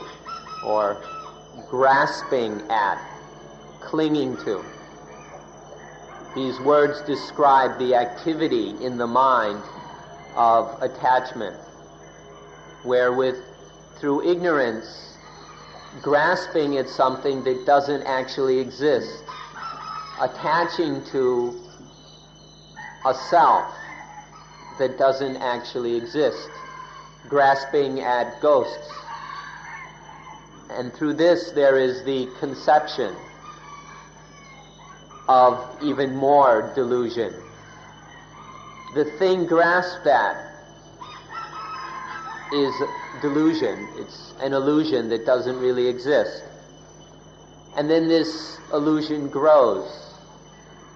Just the way when in human reproduction there is the zygote, the fertilized egg, and then it grows to a fetus and it grows bigger and bigger. In the same way, by clinging to an illusion, it grows. And there's this sense of, I am this, I am that, I have this, I'm getting that, which we call bhava, or existence, which is just hallucination. And then this leads eventually to the birth of me. There's this conception of, and then the illusion grows, and then finally there is a fully formed ego, ready to play some little game, to play some role. There's this personality that one's fully identified with. This we call jati, or birth. Where this illusion, this hallucination now is fully born. And this is the process that makes us suffer. This is how dukkha is born, through this conceiving and gestating and then birth of this ego show, this hallucination we can call ego or me. เราจะตั้งข้อสังเกตขึ้นมาว่าไอ้ความรู้สึกที่เรารู้สึกในใจรู้สึกอยู่ในใจว่าเงินของฉันทรัพย์สมบัติของฉัน อำนาจวาสนาบารมีของฉันสามีของฉันภรรยาของฉันนี่ของฉันอันนี้มันเป็นเพียง delusive attachment หรือว่ามันเป็นของจริงหรือมันเป็นของจริงถ้าท่านรู้ความจริงข้อนี้นั่นแหละคือท่านรู้เรื่องปฏิจจสมุปบาทสิ่งที่ถูก attach หรือว่าถูก cling ถูก grasp เนี่ยมันเป็นของจริงหรือมันเป็นเพียงไอ้อุปาทานที่เป็นมายานี่ปฏิจจสมุปบาทตอนสำคัญกับตอนนี้มันก็ให้ดูแต่ว่าที่เรา attach สิ่งได้อยู่ตลอดเวลานะมันเป็นของจริงหรือมันเป็นของหลอกมันเป็นของจริงหรือเป็นของหลอก The question then is all these things that we take to be mine, such as my car, my clothes, my reputation, my influence, my wife, my husband, my children, my faith, all these things that are taken to be mine, are these real, or is it just illusion? This my wife, my car, my reputation. Is this something that actually exists, or is it just a ghost? Just this illusion, this concoction of the ignorant mind? This is a very important question. These things we're grasping at, are they real, or are they just hallucinations? This is the most important point of dependent origination. If you can look and see whether it's real or just illusion, then you will have understood dependent origination. ที่ปัญหามันก็เกิดขึ้นมาว่าเราจะมีสิ่งเหล่านี้มีสิ่งที่ว่าเหล่านี้มีสิ่งเหล่านี้กินสิ่งเหล่านี้ใช้สิ่งเหล่านี้อยู่กับสิ่งเหล่านี้โดยที่ไม่ต้องมี attachment เลยนี่เป็นสิ่งที่ทำได้หรือไม่เป็นสิ่งที่ทำได้หรือไม่ท่านคิดว่าเป็นสิ่งที่ทำได้หรือไม่ So there's the question, all these things, can we live with them? Can we use them? Can we interact with them in a way that there's no attachment? Can we coexist with husbands, wives, cars, phone bills, reputations and everything without attaching to them? ท่านจะมีเงินโดยไม่มีความคิดว่าเงินของฉันมีอะไรโดยจะไม่ต้องมีความคิดว่าของฉันก็ถ้ามันมีชีวิตนี่ไม่ใช่ของฉันนี่จะเป็นสิ่งที่ทำได้หรือไม่ Can you have money without thinking my money? Can you get married without thinking my husband, my wife? All these things, can we have them and use them without thinking my? Especially life. Can we live without thinking my life? This is a very important question for all of us.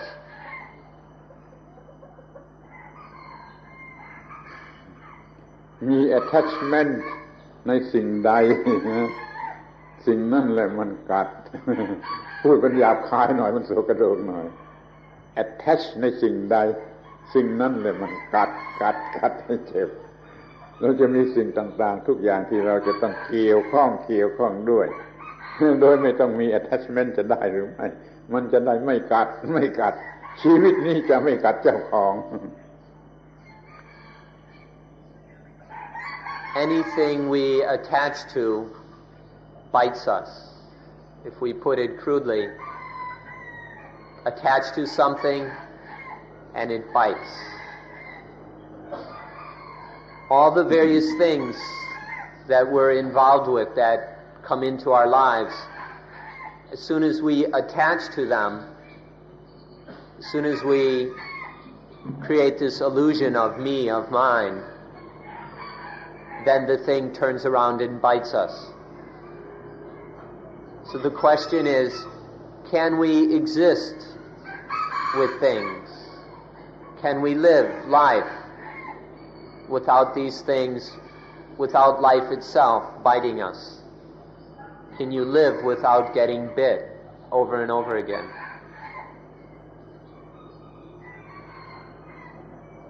ตั้งคำถามขึ้นมาว่ามีเงิน โดยไม่รู้สึกว่าเงินของฉันมีภรรยาสามีโดยไม่ต้องรู้สึกว่าภรรยาของฉันสามีของฉันนี่เป็นคนบ้าหรือเป็นคนดีมีปัญหาว่าอย่างนี้ครับ So we ask you to have money without feeling it's my money, to have a husband or wife without thinking my husband, my wife. Is this a crazy man or a nice, decent person? Is this person who feels this way crazy or sane? แต่โดยหลักธรรมะแล้วเมื่อไม่ยึดมั่นว่าของฉันมันไม่กัดนี่ท่านดูเอาเองสิพอไปยึดมันเป็นของฉันแล้วมันกัดเรามีเราใช้เรากินเราอยู่โดยไม่ยึดมั่นว่าของฉันนี่จะได้ไหมแล้วแต่มันจะไม่กัดนะมันจะไม่กัดคือมันจะไม่เกิดความทุกข์ But in terms of Dhamma, it's very clear that if we don't attach, it doesn't bite us. Just don't grab on and it won't bite us. So can we live with all these things without attaching so that they don't bite us? Is this crazy or is it sanity? คำสอนในไบเบิลตอน New Testament เซนต์พอลสอนประชาชนชาวโครินเทียนว่ามีภรรยาก็เหมือนกับก็ทำเหมือนก็เป็นเหมือนกับไม่มีสามีก็เป็นเหมือนกับไม่มีเงินทองทรัพย์สมบัติก็เป็นเหมือนกับไม่มีแม้จะมีความสุขก็เหมือนกับไม่มีความทุกข์ก็เหมือนกับไม่มีไปซื้อของที่ตลาดถือมาก็ไม่ได้คิดว่าฉันมีนี่คำสอนของคริสเตียนที่ดีที่ถูกต้องจะต้องไม่ attach สิ่งใดว่าเป็นตัวฉันหรือเป็นของฉันเหมือนกันนั่นแหละขอท่านคิดดูเถอะจะใช้คัมภีร์คริสเตียนก็ยังได้การที่ไม่ attach สิ่งใดว่าเป็นตัวฉันหรือเป็นของฉันก็เป็นหลักสูงสุดในคริสเตียนที่ด้วย In the Bible, the New Testament, there's a place where St. Paul teaches the Corinthians to be married without thinking my husband or my wife, to possess a home and furniture and things as if one has nothing, or to go to the market and buy things and return home as if one had bought nothing. this principle can be found even in the Bible. And so even a Christian has to practice. To be a real, true Christian, one must practice this non-attachment. One having a husband and wife without my husband, my wife. Having a home without it being my home. Buying things without feeling I am taking them home or they're mine to keep. This is not only the highest principle of Buddhism, it's the highest principle of Christianity as well. ชีวิตนี้จะมีอะไรมากมายเต็มบ้านเต็มเมืองเต็มมีมันมีถ้าคิดว่าของฉันน่ะมันเป็นยังไงถ้าไม่คิดว่าเป็นของฉันน่ะมันเป็นยังไงมันไม่มีภาระหนักไม่มีภาระหนักจะไม่มี burden of life จะไม่เป็น burden ขึ้นมาในการไม่ attach ไม่ถือว่าสิ่งใดว่ามันก็ไม่มีหนักไม่มีความหนักนี่จะเรียกว่ามันเป็นความลับเป็นศิลปะก็ยังได้เป็นศิลปะในการที่จะมีชีวิตหรือมีสิ่งของต่างๆมีชีวิตโดยศิลปะชนิดนี้ก็ยังได้นะคือมันไม่มีความทุกข์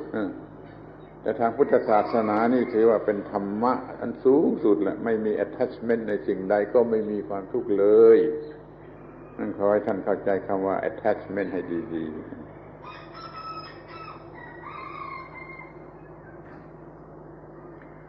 มีชีวิตโดยไม่ต้องเป็นของฉัน So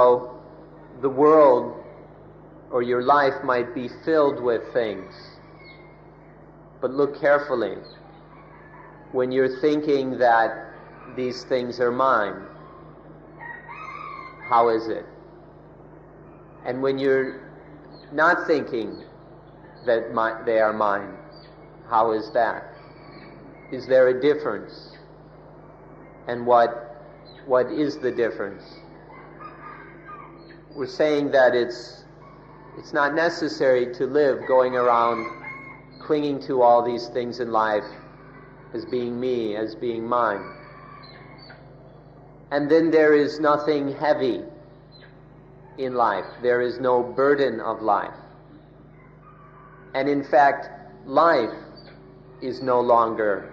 a burden. Most people at times feel weary of life. Like it's difficult. This is hard. We've turned life into a burden. But it's possible to be totally free of burdens where there's nothing heavy or troublesome to carry around. Even life itself is no burden. And then life can be called free. ถ้าท่านเป็นผู้นิยมศิลปะคือท่านชอบอาร์ตเราก็จะบอกท่านว่าเรามีอาร์ตที่จะมีสิ่งใดๆโดยทุกๆสิ่งโดยไม่มีความหนักหรือปัญหาหรือความทุกข์แก่เราโดยประการทั้งปวงนี่เป็นบุดดิสต์อาร์ตเป็นอาร์ตสูงสุดของบุดดิสต์เอาอย่างนี้ก็ได้ Those of you who are artistically inclined, we'd like to tell you that in Buddhism we have an art also. This is the art of having anything, of doing anything that is to be done without making it a burden. What we call Buddhist art is the art of living without any burdens, without any problems or dukkha. So if you're interested in art, we'd like you to know that Buddhism has an art as well. ข้อที่ต้องสังเกตอันสุดท้ายก็คือว่าถ้ามันไม่มีตัวกูไม่มีตัวตนที่แท้จริงแล้วของตนมันจะมีได้อย่างไรไม่มี very self ไม่มี intrinsic self ไม่มี self ที่แท้จริงไอ้ของ self of self myself จะมีได้อย่างไรอย่ามี self เพียงอันเดียวof self myself มันก็หายไปเองมันก็ไม่มีเองนี่เราก็ไม่มีตัวตนเราก็ไม่มีของตนแล้วก็เบาแล้วก็ฟรีแล้วก็เป็นชีวิตที่ไม่มีความทุกข์เลย Now the last point to observe, to check out, is if there's no self, there's no intrinsic, inherent, real self, whether you call it a soul or an ego, if all of that is merely a ghost and hallucination, then how can there be anything that belongs to the self, anything that is of self or mine? This is the important question. If there's no me, how can there be any mine? If there's no self, how can anything belong to self or be of self? มีพระพุทธภาษิตสั้นๆว่าเมื่อตัวตนมันไม่มีแล้วทรัพย์สมบัติของตนภรรยาของตนลูกของตนจะมีมาแต่ไหนเมื่อตัวตนมันไม่มีเสร็จแล้วทรัพย์สมบัติเงินทองบุตรภรรยาสามีมันจะมีมาแต่ไหน So if self doesn't actually exist, then where is my husband, my wife, my children, my job, my car, my possessions, my money? If there isn't a me to start with, where do you find all these, my husband, my wife, my lover, my friends, my mother, my father, my children, my car, and all that? Where do you find all these things? ทีนี้ท่านจะต้องมองเห็นชัดต่อไปอีกว่านี่ไม่ใช่ pessimistic ไม่ใช่ pessimism แต่เป็นการบอกให้มองให้ถูกต้องให้ชัดแล้วจะแก้ปัญหาทั้งหลายได้มันจะกลายเป็น optimism โดยซ้ำไปที่จะมองเห็นโดยไม่ใช่ตัวตนและไม่ยึดถือว่าตัวตนนี้มันจะให้ความพอใจว่าไม่มีความทุกข์เลยควรจะมองความรู้นี่ว่าเป็น optimism อย่ามองเป็น pessimistic. Now, we hope you can see that this is not pessimism. If you think that what we're saying is pessimistic, you haven't understood very much. All we're trying to do is to point out the correct way of looking at things, that there's a way of looking at things, of seeing them, so that nothing is a problem, so nothing gives you a hard time. So there's nothing pessimistic about any of this. If you have to call it anything, it'd be more proper to say it is optimistic. Because there is this way of seeing things where there's no problem. What could be more optimistic than that? So please be very careful if you find yourself thinking, oh, this is pessimistic. Your assumptions might be upside down. แต่ขอบอกให้เป็นที่ถูกต้องอีกครั้งหนึ่งว่าพุทธธรรมหรือพุทธศาสนานี้จะไม่เป็น optimist หรือ pessimist แต่จะสามารถขจั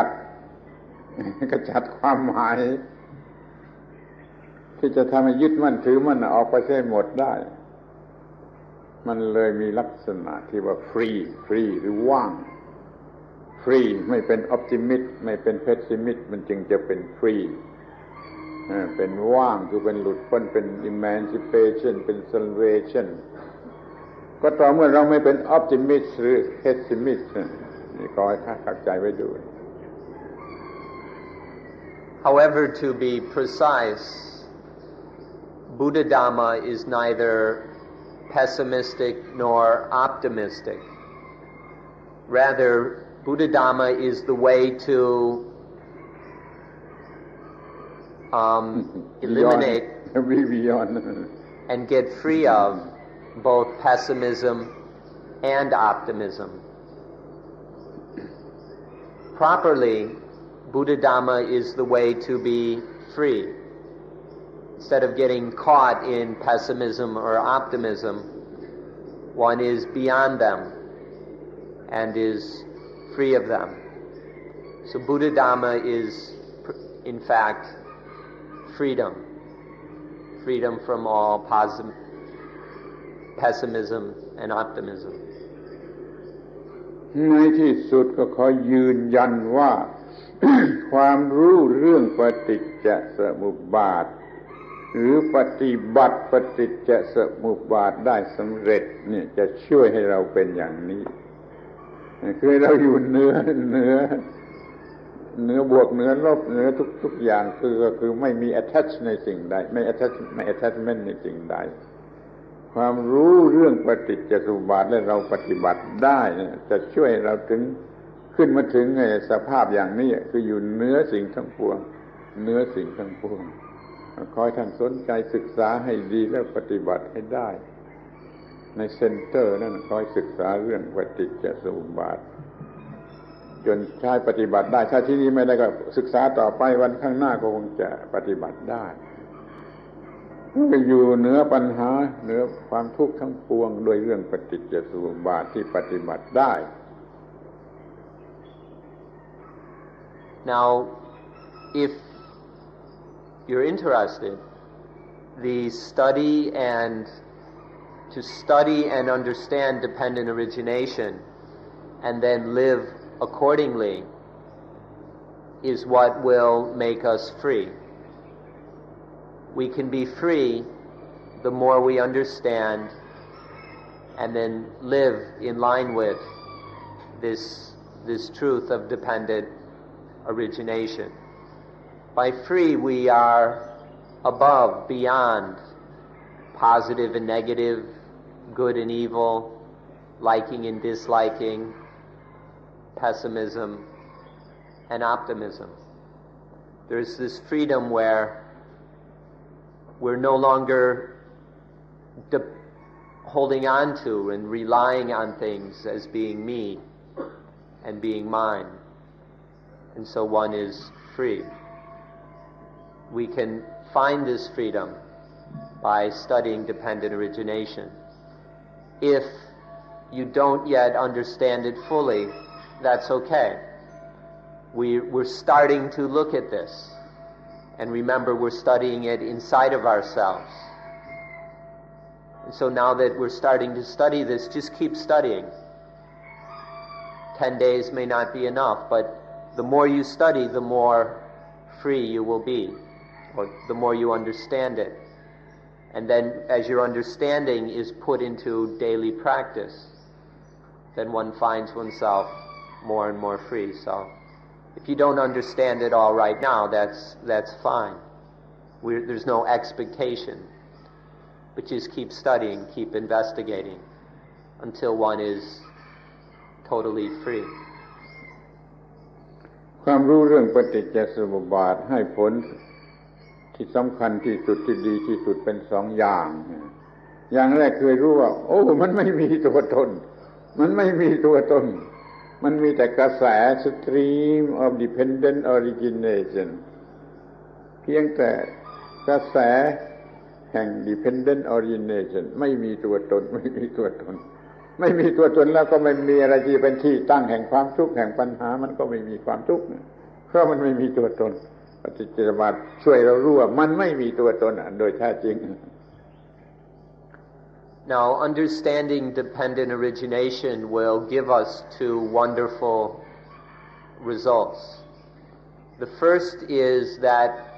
we finally realize that, hey, there's no self. In all of this life, there isn't a self anywhere to be found. There's just the stream or flow of dependent originations. There's just this constant process of things dependently originating and dependently ceasing. That's all. So we have this understanding that there's no self here to hold on to get caught up in. So why get trapped in anything? Why bother attaching when there isn't actually anything to attach to? It's all just an illusion. And now we see through the illusion. And so all the ghosts disappear. ข้อที่สองประโยชน์ข้อที่สองก็คือทำให้เรารู้ว่าความทุกข์จะเกิด ขึ้นมาได้อย่างไรความไม่มีทุกข์ดับทุกข์จะเกิดขึ้นมาได้อย่างไรหมายความว่าเรารู้ทั้งการเกิดและการดับของความทุกข์แล้วก็สามารถจะปิดกั้นการเกิดแห่งความทุกข์ไม่มีความทุกข์ก็ควรจะพอใจนะอย่าต้องการให้มากไปกว่านั้นเลยชีวิตนี้สงบเย็นและเป็นประโยชน์ก็พอแล้วนี่เป็นประโยชน์ข้อที่สอง Second, we understand how dukkha happens, and we understand how the ending of dukkha happens. And when we understand this, then we're able to prevent the occurrence of dukkha. And when you stop dukkha from happening, then there's no dukkha. You ought to be satisfied with this. This is pretty good, to live without dukkha. Then life is at peace. Life is peaceful, it's cool, it's free. And then it can be of the most benefit and value. This ought to be enough to be free of dukkha, so that life is peaceful and useful. เพราะเหตุที่ทำให้เรารู้ความจริงว่าไม่มีตัวตนและทำให้เราสามารถปิดกั้นการเกิดแห่งความทุกข์ได้ดังนั้นเราจึงถือว่าปฏิจจสมุปบาทเป็นหัวใจพุทธศาสนาหรือเป็นตัวแท้ของพุทธศาสนาก็ได้ขอให้เห็นปฏิจจสมุปบาทอย่างนี้เพราะฉะนั้นท่านจะเสียเวลาไปทนลำบากอยู่ที่ไหนสัก6 เดือนแต่ท่านได้รู้ปฏิจจสมุปบาทนี่คุ้มค่าแล้วคุ้มค่าแห่งเวลาคุ้มค่าเสียสละทุกอย่างนะ Because paticca samuppada enables us to see that self is an illusion, that everything is not self, and because it gives us the ability to prevent all dukkha. This is why we say that it is the heart of Buddha Dhamma, or you can say that dependent origination is Buddha Dhamma. For example, if you don't yet understand dependent origination, then you don't understand Buddhism. You haven't yet really found Buddhism, even people who read lots of books on it. So this is the heart of Buddha Dhamma. And even if it's a lot of work and very difficult, if you spend 6 months somewhere and end up understanding dependent origination, then it's worth it, no matter how hard and how difficult, if you can understand dependent origination. นี่คือสิ่งที่เราเรียกชื่อมันในวันก่อนว่า Gentle Healing for Spiritual Disease รักษาโรคทางวิญญาณ อย่างเงียบเชียบอย่างเยือกเย็นอย่างเงียบเชียบที่สุดคือปฏิจจสมุปบาท So this is the thing that the other day we called gentle healing for the spiritual disease. The most gentle healing for spiritual disease is the understanding of dependent origination. And then it makes life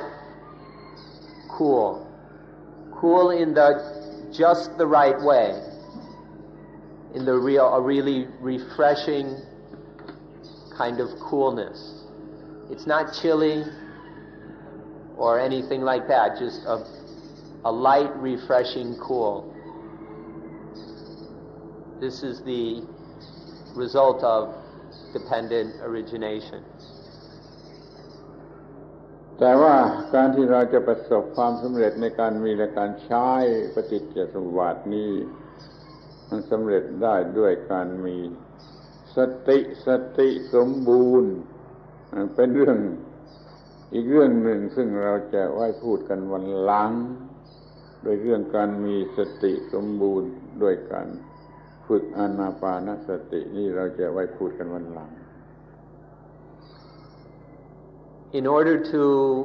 realize the full benefits of understanding dependent origination, in order to apply this most successfully to life, one other thing is required. That is sati, mindfulness. One needs to perfect mindfulness to reap the fullest benefits of understanding paticca samuppada. And so, in a later talk, we will discuss how to perfect mindfulness through practicing anapanasati, mindfulness with breathing in